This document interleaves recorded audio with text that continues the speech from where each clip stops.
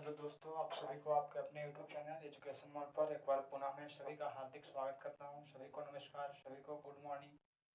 आज 25 अगस्त 2020 है दोस्तों, और अभी आप लोग का लगभग 6 बजकर बोला जाए तो सुबह का समय है। तो मैं आज के इस वीडियो में हम लोग क्लास 10th वाले जो संस्कृत का बोला था, जो 1-2 लेसन बचा हुआ मैं उसको आज क्लियर करने आया हूँ। तो इसमें एक चैप्टर मैंने लिखा हूँ, व्याघ्र पथिक कथा।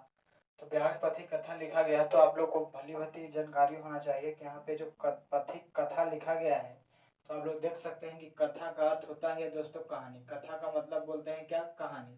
तो कथा आपको बोला जाए तो यहाँ पे कहानी से संबंधित है, तो आप लोग बोल सकते हैं।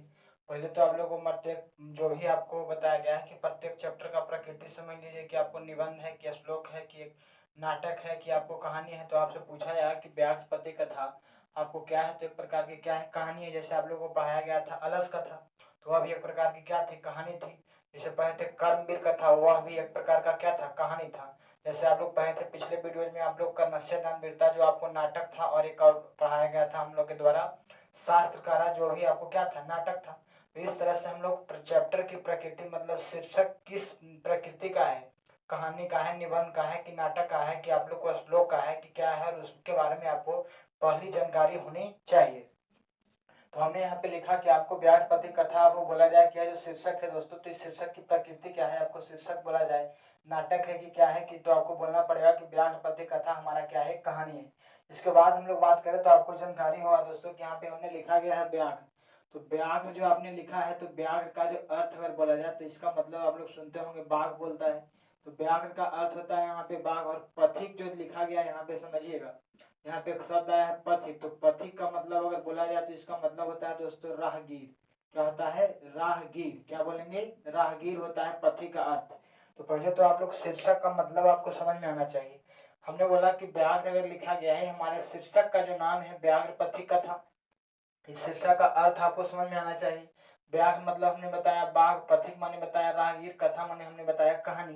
तो मतलब एक ऐसी कहानी पढ़नी है जिसमें बाघ और राहगीर के बारे में पढ़नी है। तो राहगीर आप लोग शब्द से परिचय होंगे। अगर मान लिया जाए कि कोई भी बंदा, अगर कोई भी व्यक्ति अगर सड़क पे चल रहा है, तो आपके गांव के सड़क पर या किसी के गांव के सड़क पर या किसी सड़क पर अगर कोई व्यक्ति चलता है, तो उसको हम लोग बोलते हैं राहगीर। आप भी अगर चलते होंगे किसी सड़क पे, तो आपको बोला जाए, कोई दूसरा पर्सन बोलेगा तो बोलेगा कि राहगीर जा रहा है। तो राहगीर का मतलब होता है दोस्तों कि आपको क्या इसको बोल सकते हैं अपनी भाषा में, जो व्यक्ति अगर सड़क पे चल रहा है उसको हम लोग राहगीर की संज्ञा देते हैं, मतलब राहगीर उसको कहा जाता है। और व्याघ्र मतलब हमने बोला बाघ। तो आपको इस शीर्षक में पढ़ना है किसके बारे में, तो बाघ एवं राहगीर की कहानी पढ़नी है।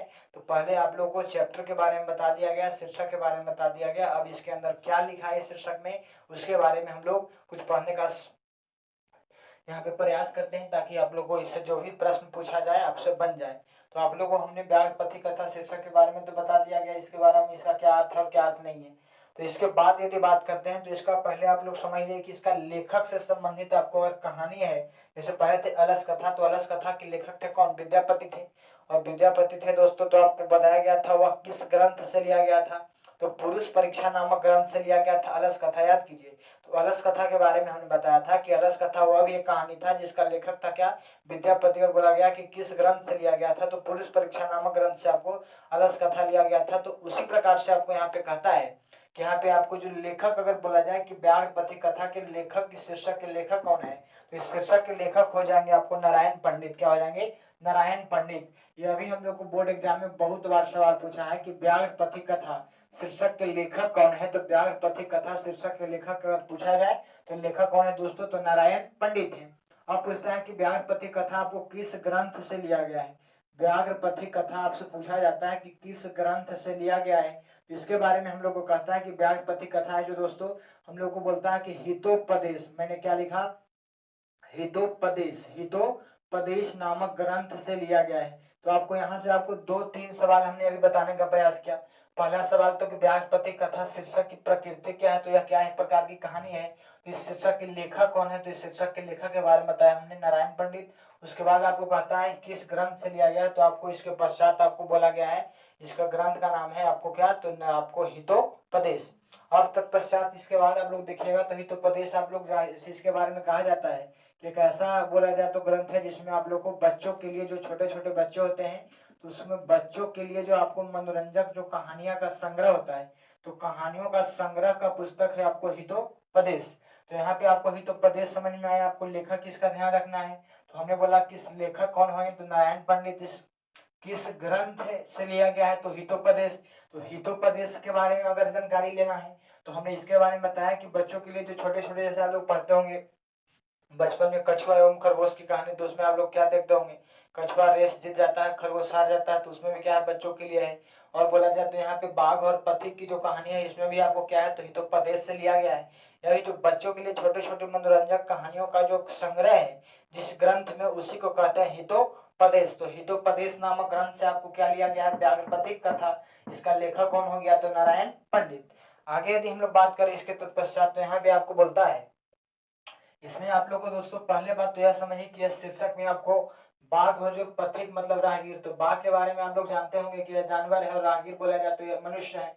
तो मनुष्य बोलने का काम, मनुष्य की भाषा को तो बाघ समझ नहीं सकता है और बाघ की भाषा को मनुष्य नहीं समझेगा। लेकिन यहाँ पे आपको लेखक क्या करते हैं, जो लेखक हमारे हैं नारायण पंडित, आपको क्या करते हैं, बाघ में भी मानव का गुण डालने का कोशिश की है। मानव का गुण मतलब बोल सकते हैं आप लोग कि बाघ जब वार्तालाप कर रहा है कोई मनुष्य से, तो जो प्रकृति मनुष्य का हुआ वही प्रकृति किसका हो गया, बाघ का हो गया।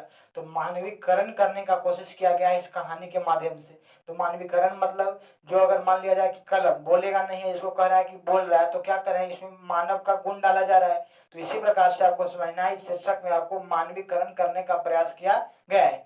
तो हमने आपको बोला कि इसमें आपको जो वार्तालाप जो होगा, यहाँ पे आपको वार्तालाप होता है दोस्तों, व्याघ्र बोला जाए तो बाघ और पथिक के बीच यहाँ पे आप लोग को वार्तालाप होता है। तो यहाँ पे एक स्टेटमेंट आपको एक वाक्य लिखा गया है कि भो भो पंथा, भो भो पंथा। तो भो भो पंथा का मतलब पहले समझिए कि भो भो का अर्थ होता है अरे अरे, या पंथा मतलब हो गया राहगीर। तो भो भो पंथा जो आपको जो लाइन लिखा गया है, तो आपसे पूछा रहा है कि भो भो पंथा किसके लिए लिखा गया है, कौन बोल रहा है। तो भो भो मतलब बताया कि क्या अरे अरे, या पंथा मतलब क्या बताया, राहगीर।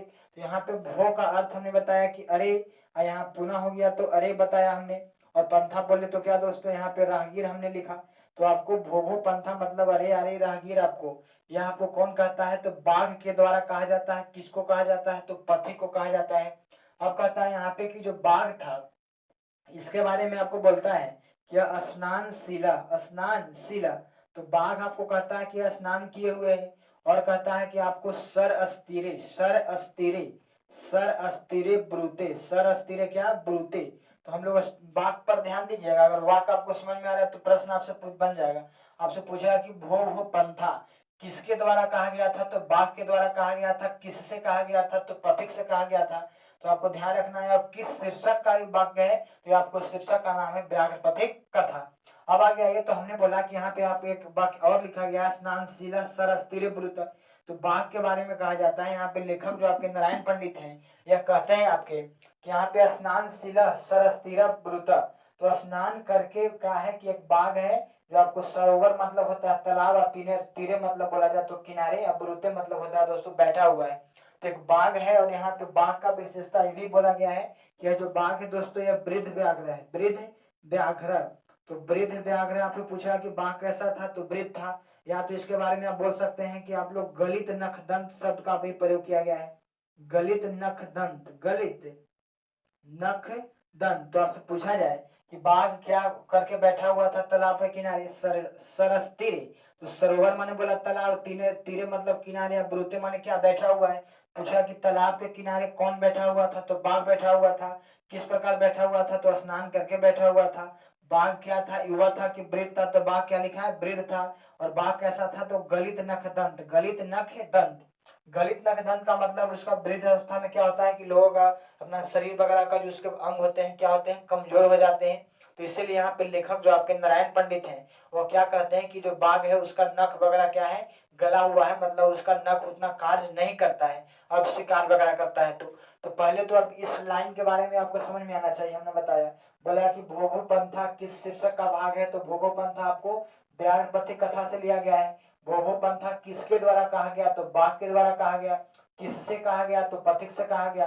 बोला कि बाघ कैसा था, तो बाघ आपको वृद्ध मतलब बूढ़ा था। पूछा कि बाघ की प्रकृति बताओ, तो बाघ की प्रकृति यहाँ पे लिखा गया है गलित नख दंत। कहने का मतलब यहाँ पे आपको उसका नख वगैरह और पाँव वगैरह क्या था, कमजोर हो चुके थे। आगे यहाँ आपको एक स्टेटमेंट पुनः मैं बात करता हूँ। तो यहाँ पे कहता है कि आपको स्नान करके तालाब के किनारे जो बाघ बैठा हुआ है, और इसमें आपको लिखा है, नारायण पंडित लिखते हैं आगे कि जो आपके बाघ हैं दोस्तों यहाँ पे अपना सुवर्ण कंगनम, सुवर्ण कंगनम, तो सुवर्ण कंगनम कहने का मतलब वो अपने हाथ में एक सोने का कंगन लिए हुए।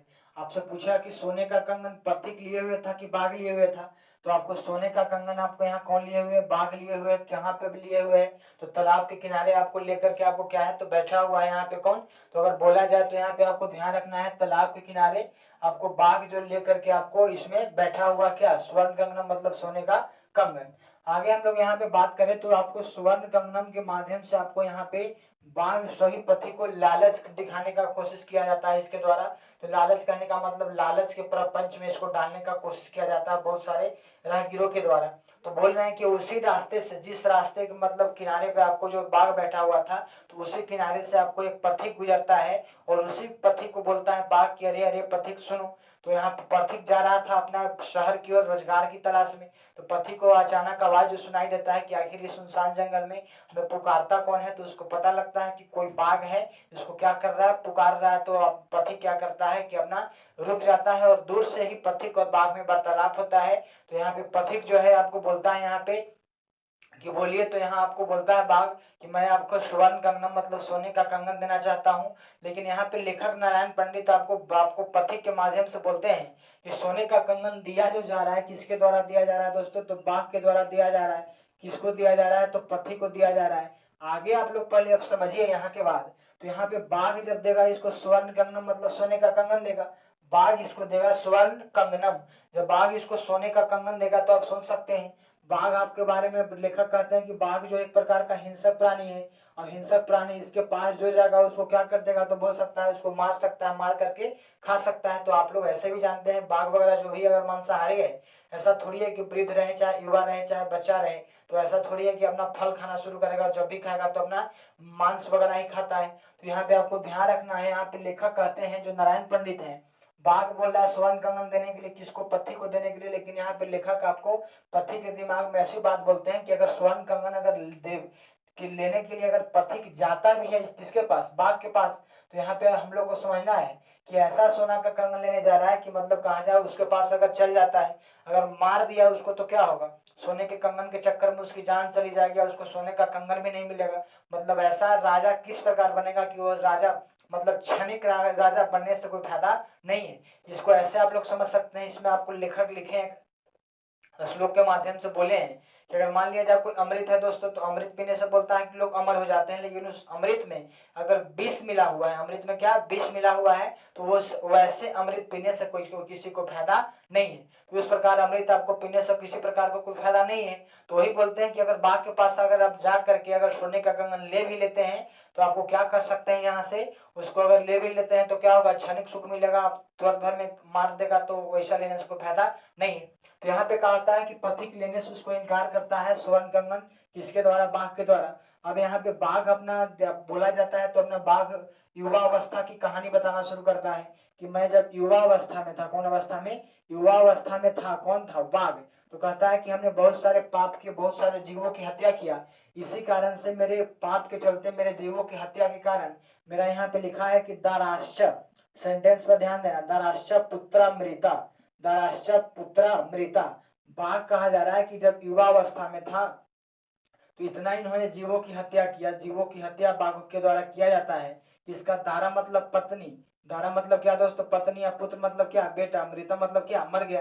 तो आपसे पूछा जाए कि युवा अवस्था में किसका पत्नी और पुत्र मर गया था, पथिक का कि बाघ का। तो ये अपना स्टेटमेंट बोल कौन रहा है, तो बाघ के द्वारा यह सब कहा जा रहा है कि जब मैं युवा अवस्था में था तो बहुत सारे जीवों का हत्या किया था, इसी कारण से मेरी पत्नी और पुत्र क्या हो चुके हैं, मर चुके हैं। और मेरे पाप के चलते इन दोनों का कहा जाए तो मेरे पाप के भागी बने मेरे पत्नी और पुत्र। तो यह बताइए, आपसे सवाल करेगा कि किसका पत्नी और पुत्र मरा हुआ था, तो किसका, पथिक का कि बाघ का, तो बाघ का मरा हुआ था। अब वो बोला जाए कि किस अवस्था में बाघ ने बहुत सारे जीवों की हत्या किया था, तो युवा अवस्था में बहुत सारे जीवों का हत्या किया था। अब आगे समझिए। और इससे भी विश्वास नहीं हो रहा पति को, तो बाघ पुनः आपको एक बात करता है कि हमने जब बहुत सारे लोगों से मिला, आप सोचिए बाघ के द्वारा कहा जा रहा है कि हमने बहुत सारे लोगों से मिला, कि हमारा पाप कैसे खत्म होगा, तो कहा कि हमने धर्म शास्त्र पढ़ो। क्या पढ़ो? धर्म शास्त्र। तो बताइए कि अगर कोई पशु है जो धर्म शास्त्र कर रहा है, धर्म शास्त्र बोला जाए तो गीता का अध्ययन कर रहा है, रामायण का अध्ययन कर रहा है, आपको महा बोल सकता है कुरान पुराण पढ़ रहा है, तो इसमें आपको बोलता है, आपसे पूछा जाए कि धर्म शास्त्र का अध्ययन किसके द्वारा किया गया था, तो धर्म शास्त्र का अध्ययन किया गया था किसके द्वारा? बाघ के द्वारा किया गया था। और कहता है कि धर्म शास्त्र में लिखा गया है कि आपको एक सात्विक दान लिखा गया है। क्या दोस्तों? सात्विक दान की चर्चा है, सात्विक दान। तो सात्विक दान की जो चर्चा है आपको धर्म शास्त्र में, पहले तो यह समझिए, आपसे पूछेगा कि जब युवा अवस्था में बाघ था तो क्या किया था, तो बहुत सारे जीवों की हत्या किया था। इसी कारण आपको यहाँ पे बोलता है कि इसकी पत्नी और क्या पुत्र मर चुका था। तो याद रखना, पत्नी और पुत्र किसका मर चुका है, तो बाघ का मर चुका है, कि पथिक मार दीजिएगा ऑप्शन में। बोला जाए कि धर्म शास्त्र का अध्ययन किसके द्वारा किया गया, तो बाघ के द्वारा किया जा रहा है यहाँ पे धर्म शास्त्र का अध्ययन। और धर्म शास्त्र में यहाँ पे बाघ बोलता है पथिक से कि हमने पढ़ा, तो इसमें आपको कहता है कि जितना दान कीजिएगा वही से आपको क्या होगा कि आपके बोला जाए तो आपका पाप क्या हो जाएगा, समाप्त होगा।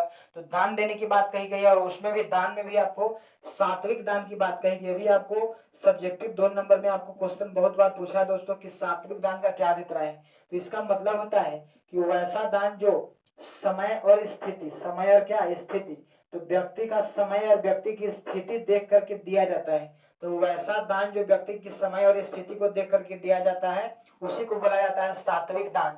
इसको कहा जाए तो आप लोग ऐसे समझ सकते हैं, अगर मान लिया जाए यहाँ पे अगर कोई अगर मरीज व्यक्ति है और मरीज व्यक्ति को अगर दवा दीजिएगा तो दवा फायदा करेगा, अगर कोई निरोगी व्यक्ति है जिसको कोई रोग ही नहीं है उसको यदि आप दवा दे रहे हैं तो उससे दवा उसको कुछ फायदा करने वाला नहीं, यहाँ तक उसको दवा दीजिएगा निरोगी व्यक्ति को तो नुकसान ही करेगा। तो वही बोलते हैं कि दवा उसको मिलना चाहिए जो क्या है, रोगी है, निरोगी को दवा से कोई फायदा नहीं।